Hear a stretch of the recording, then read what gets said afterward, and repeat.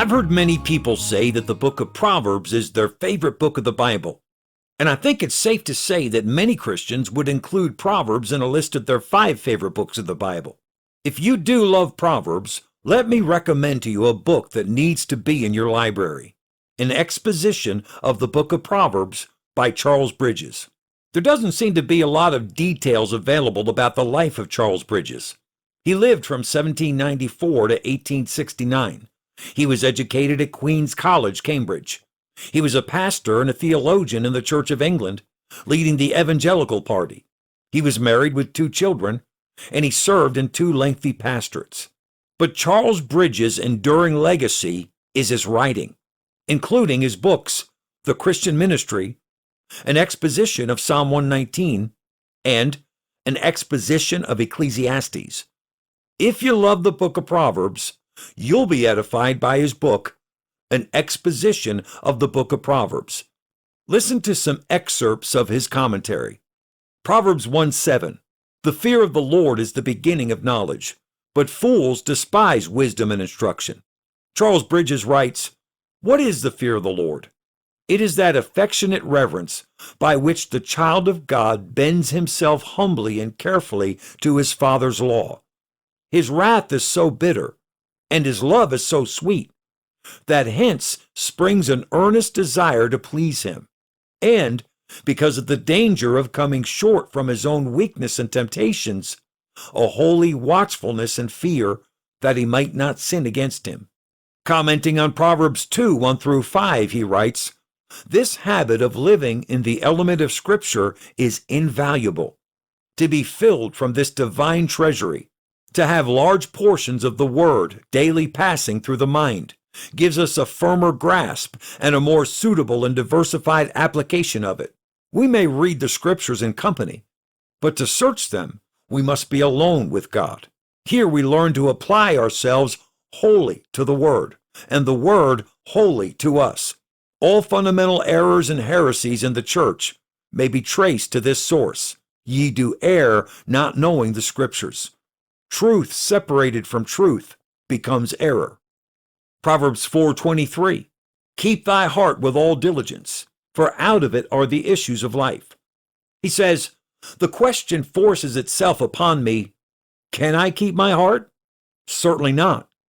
But though it be God's work, it is man's agency. Our efforts are his instrumentality. Conscious faith commits the keeping of the heart to our faithful Creator. Proverbs 8:4. "Unto you, O men, I call, and my voice is to the sons of men." Charles Bridges comments, "It is the proclamation of the gospel to every creature. Wherever the word reaches, the offer is made. Wherever a lost sinner be found on this side of the grave, the free welcome of the gospel meets him. If he be not saved, he is more lost than ever. His ruin lies at his own door." Proverbs 10:22. "The blessing of the Lord it maketh rich, and he addeth no sorrow with it." Among Charles Bridges' comments are these thoughts. "The sluggard looks for prosperity without diligence. The practical atheist from diligence alone. The sound-hearted Christian from the blessing of God in the exercise of diligence. This wise combination keeps him in an active habit, humble and dependent upon God." Proverbs 15:13 says, "A merry heart maketh a cheerful countenance, but by sorrow of the heart the spirit is broken." And Mr. Bridges writes, "A man's countenance is the index of his spirit. In the sensation of joy, the heart sits smiling in the face and looks merrily out of the windows of the eyes. Who has a true right to a merry heart but he that is walking in the joy of divine acceptance? Sad indeed is the contrast of a heart broken by worldly sorrow." Proverbs 18:1. "Through desire a man, having separated himself, seeketh and intermeddleth with all wisdom." He notes, "Deeply does the Christian minister feel the responsibility of this holy separation, that he may give himself wholly to his office. Without it, Christian, thy soul can never prosper.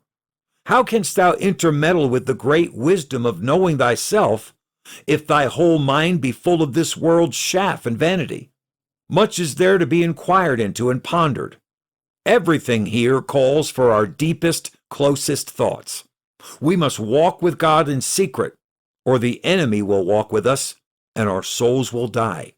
Charles Bridges gives deep, valuable insight into every verse in the book of Proverbs. You can purchase the book online, or you can download it for free by searching Charles Bridges Proverbs PDF. If you love the book of Proverbs, you will undoubtedly enjoy this book. Christian, believers who have truly known God can strengthen your faith through their writings. Stay the course.